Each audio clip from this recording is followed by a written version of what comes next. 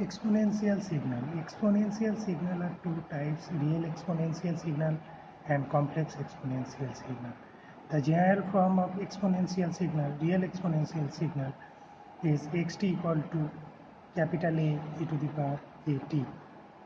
Here both capital A and small a are real. If you put small a equal to 0, then we will get xt equal to A. That means it will be a pure DC signal and the amplitude of the signal is constant at A. And if small a is greater than 1, then we will get a growing exponential signal, and at 0 the value will be A, and gradually for increasing with time the value will increase, and for negative time the value will gradually decrease. And if A is less than 1, then we will get decaying exponential signal. That means at 0 the value is A, and when you increase the time the value is gradually decreasing, and for negative time value is gradually increasing. And here are some example of exponential signal. Xt equal to e to the power minus 2t. The signal looks like this. At 0 the value will be 1, and when you increase the time the value will gradually decrease, and for negative time the value will gradually increase. And there is a signal that is growing exponential signal, xt equal to 2 into e to the power 3t. So at 0 the value will be 2, if you increase the time the value will gradually increase. Now complex exponential signal.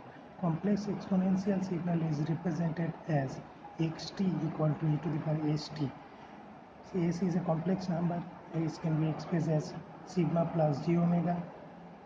So both sigma and omega are real, but j equal to root of minus 1, so j omega is a imaginary part of s and sigma is real part of s. So we can write s xt equal to e to the power st. If you put s equal to sigma plus j omega, then it will be e to the power sigma t into e to the power j omega t, and you can write to the power j omega t as cos omega t plus j sin omega t multiplied with e to the power sigma t. So the final expression will be this.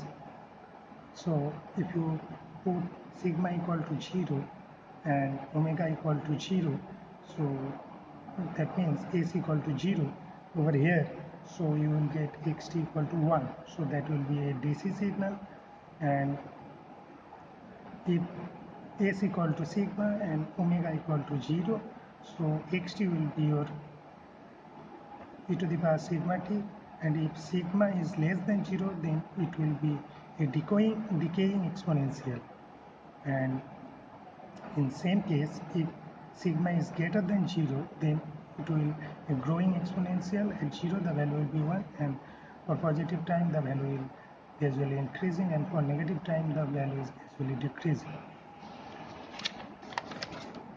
And if sigma equal to 0, then s will be plus minus j omega, so xt will be your e to the power j omega t, and phase difference is 0, so we will get a sinusoidal signal, pure sinusoidal signal.